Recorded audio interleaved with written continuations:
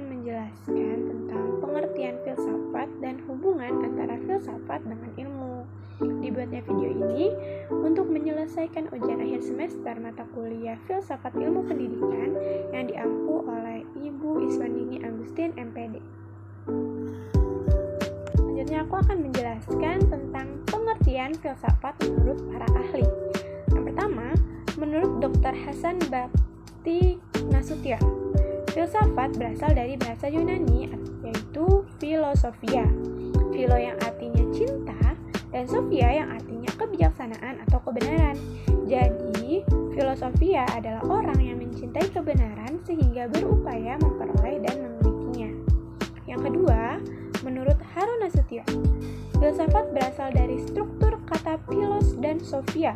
Philos dan sophos atau philosophian, philein dalam arti cinta dan sophos dalam artian bijaksana. Menurut Harun, orang Arab memindahkan kata filosofia ke dalam bahasa mereka dengan menyesuaikan tabiat atau susunan kata-kata. Selanjutnya adalah filsafat sebagai ilmu atau terminologi. Filsafat sebagai ilmu memiliki objek, metode, dan sistem tersendiri, atau disebut juga dengan pendekatan. Istilah lainnya adalah terminologi. Dalam kaitan ini, para ahli mengajukan aneka pengertian sesuai dengan sudut pandang masing-masing. Di sini saya mengambil 4 orang ahli. Yang pertama, Plato. Plato mengatakan bahwa filsafat ilmu pengetahuan tentang segala sesuatu yang ada. Yang kedua, menurut Aristoteles. Aristoteles mengatakan bahwa filsafat adalah pengetahuan yang meliputi kebenaran yang terkandung di dalamnya ilmu metafisika, logika, retorika, etika, ekonomi, politik, sosial budaya, dan estetika. Yang ketiga, ada Al-Farabi. Al-Farabi mengatakan bahwa filsafat adalah pengetahuan tentang yang ada menurut hakikatnya yang sebenarnya. Yang keempat, menurut Hasbullah Bakri, filsafat adalah ilmu yang menyelidiki segala sesuatu dengan mendalam, mengenal ketuhanan dan alam semesta. Selanjutnya, filsafat sebagai suatu aktivitas. Filsafat digambarkan sebagai suatu aktivitas atau bisa disebut filsafat sebagai filsafat. Artinya, filsafat adalah suatu proses berpikir untuk memperoleh jawaban dari berbagai masalah. Dalam kaitan ini, Titus dan kawan-kawan mengajukan 3 pengertian filsafat, yaitu yang pertama, filsafat adalah suatu proses kritik atau pemikiran terhadap kepercayaan dan sikap yang sangat dijunjung tinggi.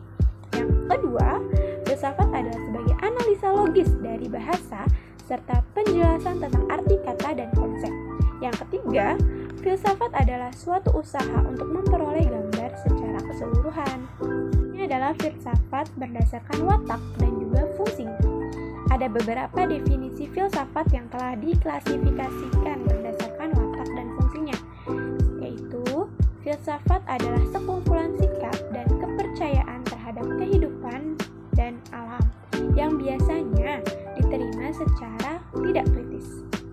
Selanjutnya, filsafat adalah suatu proses kritis atau pemikiran terhadap kepercayaan dan sikap yang sangat dijunjung tinggi.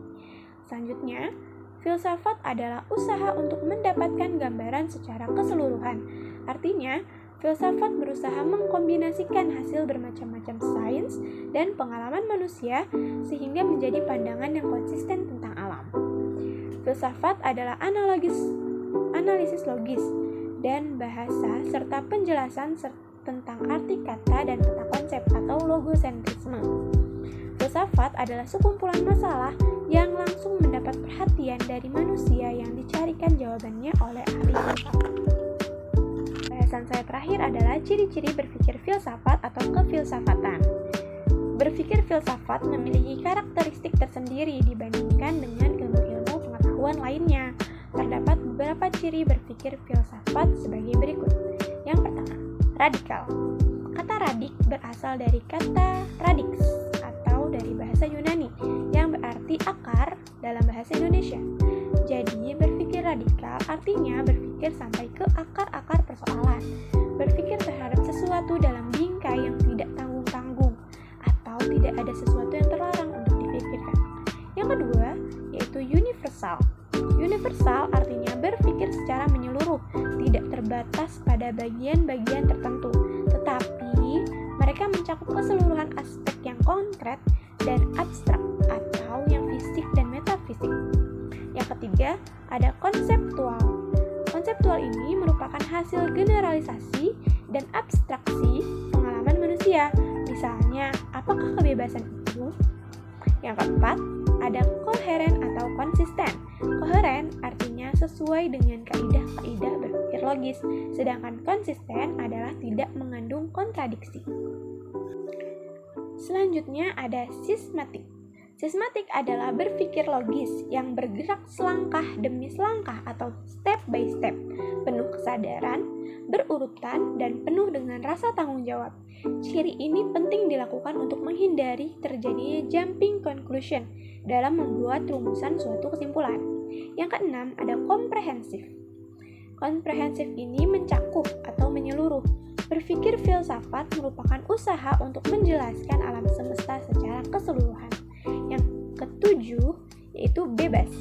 Pemikiran filsafat boleh dikatakan merupakan hasil pemikiran yang bebas, yakni bebas dari prasangka-prasangka sosial, historis, kultural, bahkan religius. Yang kedelapan adalah bertanggung jawab. Seseorang yang bersifilsafat adalah orang yang berpikir sekaligus bertanggung jawab terhadap hasil pemikirannya, paling tidak terhadap hati nuraninya sendiri. Terima kasih yang sudah mendengarkan materi tentang filsafat saya ini. Saya kira cukup sekian yang dapat saya sampaikan.